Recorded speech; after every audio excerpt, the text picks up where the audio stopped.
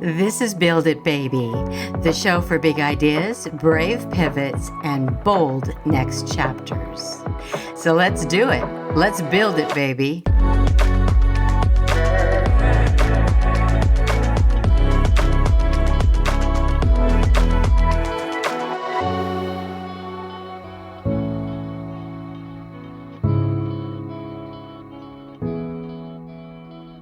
If you've got a vision tugging at your soul, whether it's a business or a new direction in life, you're in the right place. Welcome to Build It Baby. I'm Penelope Bent, and this is where we turn your ideas into impact, your dreams into direction, and your heart into alignment. So let's build it, baby. If you've ever second-guessed your ideas, downplayed your wins, or hesitated to take your next step, you are certainly not alone. Self-doubt is one of the biggest and most hidden blocks to growth in business and life. And the truth is, self-doubt really isn't a flaw. The longer I live, the more I realize that self-doubt it's a signal. It's a sign that something inside you wants your attention. So today, I'm going to try to unpack 7 root causes of self-doubt and talk about how to rebuild the one thing that changes everything, and that's self-trust. You know, I've been dealing with this most of my life and most of my career. I didn't come out of the gate incredibly confident. As a matter of fact, I'm actually more on the shy side of things, if you really get to know me. But self-doubt is one of the biggest internal blocks to growth in business, in creativity, and in life. And I think that I have learned and really looked into some of the core issues that people face when it comes to self-doubt. And I think I've probably hit all 7 of these. So let's chat about this for a minute. You know, many people hesitate to take action because they're afraid of failing and what that failure might mean about them. And we've talked a little bit about fear of failure, and I always look at it as more of a learning process. But self-doubt amplifies that fear by whispering, what if you're not ready, or what if you mess up? And I think for many of us, we often fear failure not because of the outcome, but because of the story we tell ourselves about it, that it means we're not good enough. Maybe I'm not smart enough, or I'm not ready. And really, when you boil the whole thing down, and after, 50 plus years in the business world, I believe that the truth about your self-doubt regarding failure, it's important for you to understand that failure is actually feedback. It's a data, if you will. It's a learning experience. It's not your identity. Every misstep gets closer to the mastery of whatever the project is. And I've said this so many times. Most of these inventions, they didn't just take off on the first pass. It takes a bit of, well, that didn't work. And the feedback that you gather from that try, that channel of effort that you made, that data, that learning experience, that's huge. So if you really started to look and take that fear away when it comes down to your laundry list of self-doubt issues, man, that would be the easy one. That would be one of the most number one, because really, who gives a doggone? At least you're out on the field playing the game. You're not sitting there safe and sound, never putting your toe in the water. You're out testing the water, trying some new ideas, and presenting those ideas, whether they're the best in the world, the first pass, or they need a little bit of work. I also think that maybe I've noticed this more for women. I noticed that in the modeling and acting business, men have just such amazing freaking confidence. They'll go to an audition and think, oh my God, yes, of course I'm going to get it. Whereas women, we're constantly measuring ourselves against others. And I'm not saying that men don't do this. I think many of us, female or male, we do this, especially when we're so confronted with all the social media. And it can make your progress feel very invisible because it really appears like, oh my God, everybody else is just, they're just moving along and their careers are so brilliant and they come up with these amazing ideas. And if you tie your confidence to others, to their approval or this external benchmark, your sense of worth becomes incredibly fragile. And one thing I've really learned is I try very hard never to compare myself to others. I am, very clearly my own unit. And God forbid if there was another one like me on the planet, we would really, really be in trouble. So I try to avoid that comparison and try to know that at the end of the day, you see someone else's highlight reel and then you forget what's really behind the scenes. The moment you start needing validation to feel worthy, you're really giving away your power. So when it looks like, oh gosh, everything is absolutely terrific, many times people don't understand how much work goes into that. I cannot tell you in my lifetime how many people have said to me, oh my God, you've just been so lucky. Like I was born with a silver spoon in my mouth.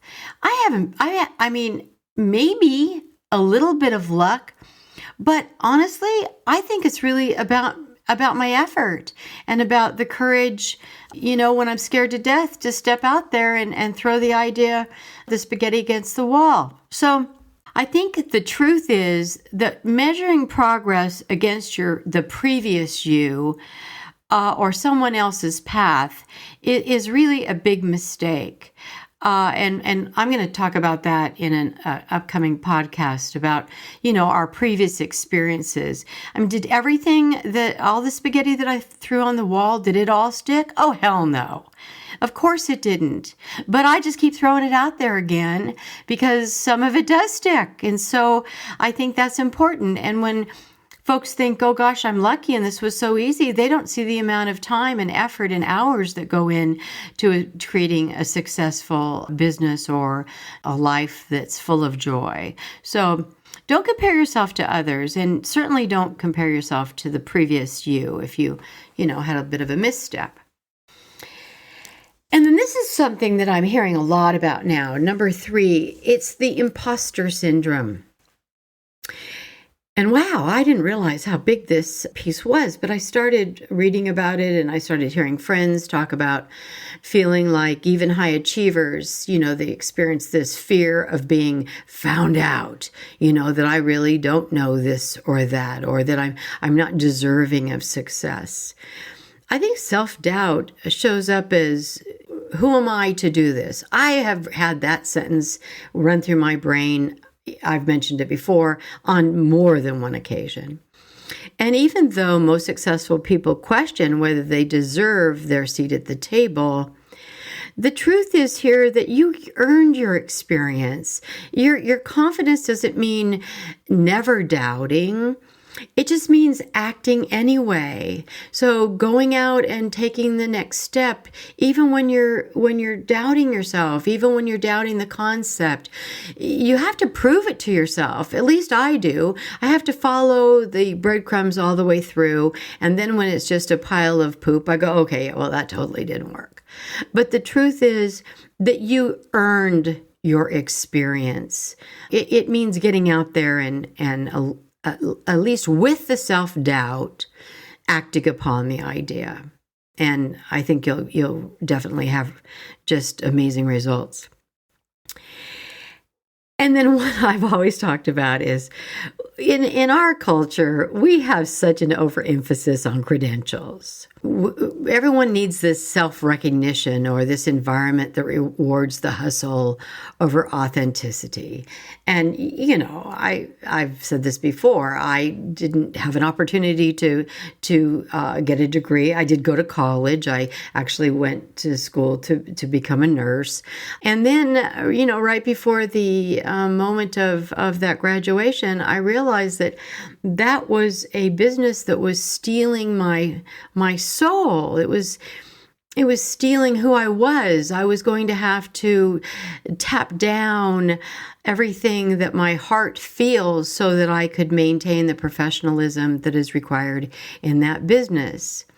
And matter of fact, I was talking to a nurse not too long ago, and she said, "Oh yeah, you're such an empath. You're an empathetic person, and that's a killer in the nursing business." So, long story short, I ended up working at Kaiser Hospital for years in the clinic, which was a good place for me. Because it wasn't where I had been originally placed, which was in a pediatric situation, and that was really, really a tough one. So I think that when we look at the credentials, did that mean because I didn't get that degree, did that mean that I was going to be thought to be less than my entire life? I don't think so. I don't think that the credentials mean as much as perhaps traditionally we had thought. And really, when you think about it, what does the credential mean to you? If getting a certificate or a credential is something that's really important and that would help you feel better about yourself, then by God, go do it. That's the important reason. But if you believe that you're going to get a credential because it is going to help you achieve or over that has to be a requirement, I think the truth is that when the voice of doubt sounds familiar, then ask yourself, whose voice is this really? Is it your voice? Are you the one that requires the credential? What the heck does it matter if a family member felt that you should have gotten that degree, but you didn't feel that that was your path? I think that's really important. I think honestly, in some respects, you have more self-doubt because you didn't follow your own head, your own lead, and you ended up doing something for some other reason. If you're out there to get a great education, which I completely believe in, but I also believe, and I've been told this by my husband, who's a huge academic and, was a previous high school English teacher, academics isn't for everyone. He ran into a lot of students that he was able to really get on a great path toward achieving some other areas of their lives that could be achieved without necessarily having a master's degree, that type of thing. So I think it's important to take a look at that. And then number 5 is the lack of self-awareness or clarity. That really does bring home a lot of self-doubt. When you're unclear about who you are or what you want or why you're doing something, are you doing it for yourself? The self-doubt fills the vacuum. And the truth here is that clarity creates confidence. Confusion fuels doubt. When you're confused, it's very hard to find clarity. It's very hard to smooth your path out and to have the courage and the self-awareness and the strength to be able to move the project forward. So, ask yourself, are you operating on autopilot or are you building from the shoulds instead of the authentic desires? And we've talked a lot about that in other podcasts. Understand your own operating system and teach to the test. Build from there. And then number 6, the lack of self-trust. Self-doubt, man, it thrives when you break promises to yourself, even small ones. And each time you don't follow through, you reinforce the story that you can't rely upon your own word. And I think it is so important to have consistent self-leadership. Pay attention when you're, at the burnout phase. If you're at the burnout phase, cut down what your promises are to yourself. Understand how much you can handle. And if you've got too many promises in there and you're just not capable of handling them all, then rework the goals, rework what you're trying to achieve, and make them clear so that you do have self-leadership, that you have the strength and the energy to be able to follow through. And knowing that you do have this universal intelligence that is your by nature is given to you. It is the support that you receive by nature. So I think that's really the truth when it comes to self-trust. And then the last piece that it appears that so many of us stumble over, and that's the overemphasis on the outcome or the process. And when success is only defined by the results, it creates pressures and anxiety. I have a great story. When I first met my husband, he's an artist now, a retired teacher, and a great artist. And I had never painted, I couldn't draw a stick figure when I was a kid. So when we first met, he was off doing his thing, and he had purchased for me a piece of canvas and some paints. And so one day when I was by myself, I thought, okay, well, I'm going to, check this out. And I'm really into being creative, but that had been one venue that I had never tried. And I remember calling him with this canvas and all these paints and this brush in my hand, and I was terrified. And I said, oh my God, what is it? Just a piece of shit? What if it just looks like hell? I'm going to be so embarrassed, and I'm not an artist. And his reaction was, well, burn the damn thing. But at least you threw the paint on there and you saw and felt what it was like to have another form of expression. So self-doubt lessens when people reconnect with the process. He said, just enjoy the process. Don't look at what the outcome of the painting is. And I have to tell you something. That original painting hangs in my office today. It is one of my most favorite paintings. It is, I ended up having the word joy written on it by a gentleman that was a man from Korea, and he wrote it in Korean, the symbol for joy, because the experience was so freeing, and I had paint covered from one end of my body to the other by the time my husband arrived, but I so enjoyed the process. It wasn't about whether it was a success, whether it was a successful outcome, because interestingly enough, in art, hell, what's successful to one is not successful to the other. Art is very personal. It's very objective. One person loves it. The other person goes, oh my God, hit the trash can with that one. But it was the experience of going through the process. And, that was, 33 years ago? That little process helped me so much in business to follow my lead, to not get so stressed about the outcome and just keep moving forward with knowing that I was being guided, and that maybe the first pass wouldn't work, but I'll keep going and eventually end up painting the picture in my business that I wanted to paint. When you only celebrate the finish line, you miss the growth that happens in the process. So the truth is, find the joy in showing up. You build belief by doing that, not waiting to feel ready.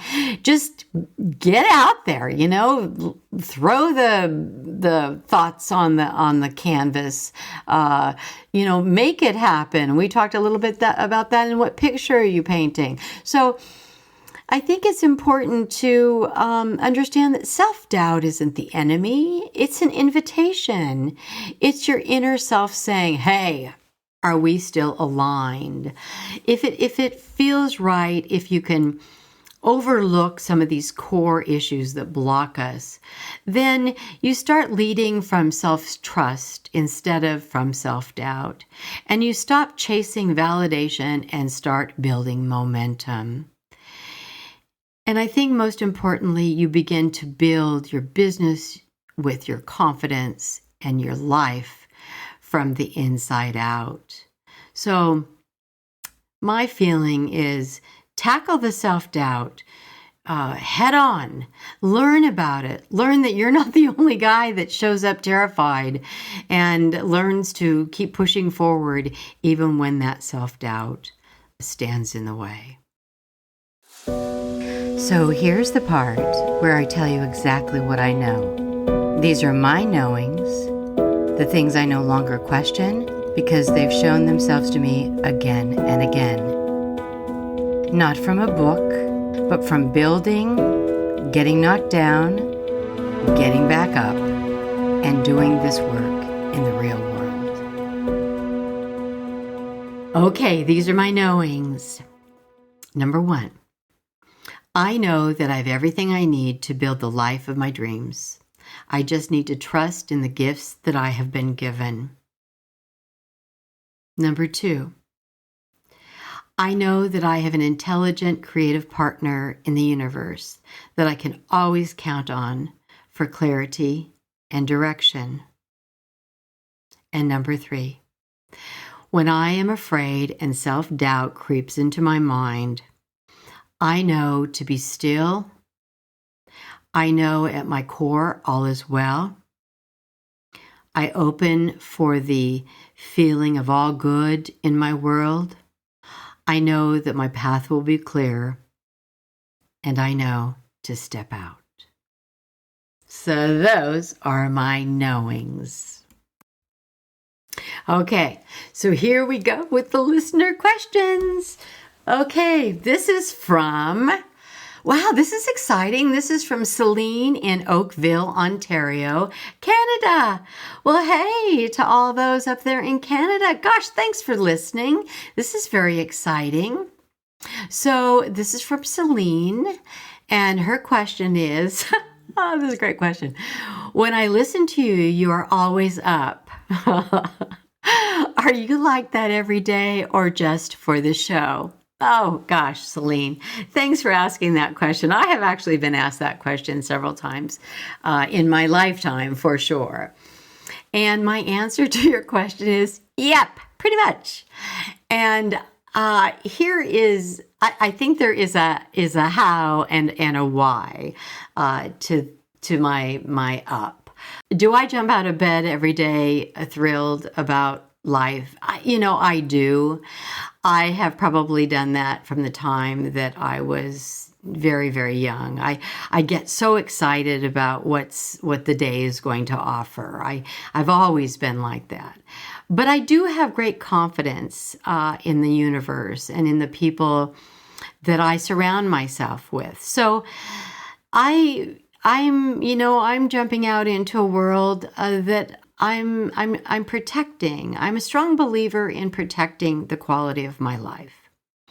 And so I fill myself up daily with people that are surrounded. I surround myself with that are of same mind. They're positive folks. They're people that are out there that are not, sitting on the pity pot all day, maybe occasionally, but they move forward. They are doers. They are making their own way for better or for worse. And then one of the things that I do every single day is first thing in the morning, I have my cup of coffee and my husband and I chat for an hour or so about what's on our minds and what's going on in the world. And then I do some I call it my spiritual time. It's my time to kind of read some of my different books that I love. I received several years ago from my husband for Christmas a book by Ernest Holmes. He's an amazing psychologist, and his book was called The Science of Mind. And it's a huge book, but I've been through it several times. But yeah, it might be that I'll just flip open a particular page and read something that is it just gives me that lift. It gives me that emotional high every day that I know that I can get out there and do my thing. So I think that having that input every day really does equal my output. And then I don't fume or chew on anything. I am not good at chewing on an issue. I really try to clear out I don't hold on to resentments. I rarely get angry, so that I'm just not the type that is angry at people. It's just not my thing. I've just never been anyone that attacks, but I sure as hell can defend. You hurt a member of my team or my family, and I can go from 5'1" to 6'8" really, really quickly. But I learned never to judge others. I have no idea what shoes they're walking in. So when I see things that are disturbing, I just try to mind my own business and send them good vibes and understand that I have no idea what's really going on with them. Their lives might be harder than you think, but I try not to give advice unless I'm asked for it. And I think that's very, very important. We all have our own journey. And finally, I just try to be myself. I know I am not perfect. I try to appreciate both my strengths and my weaknesses. And I think that has been my formula. So I can only remember being depressed a couple of times in my life, and it was horrible. It was like it was quicksand, and I thought I didn't know how I was going to turn it around. And thank God I was able to get some materials that I could read and consult a professional and kind of, understand what that emotion was all about. But yeah, thank you for this great question. And yes, pretty much I am always up. I'm always excited, and I'm always thrilled to be taking my next step, another breath. And I'm excited for what's out there. What's next? So that's me. Well, thank you for listening to Build It Baby. And here's the truth. You don't need more confidence. You just need more self-trust. Keep it simple. Keep one small promise to yourself today, then keep another tomorrow. That's how you rebuild belief, one aligned action at a time. And I know you got this. Always best, P. Build It Baby is a Rainy Day Production House original, hosted by Penelope Bent and produced and edited by Morgan Clymer. Music by Yuri Shemshashin and Oleksiy Holobiev. If this episode spoke to you, please follow the show and leave a review. It helps more dreamers like you find us. And remember, you're not just building a bold business or a career, you're building a bold life.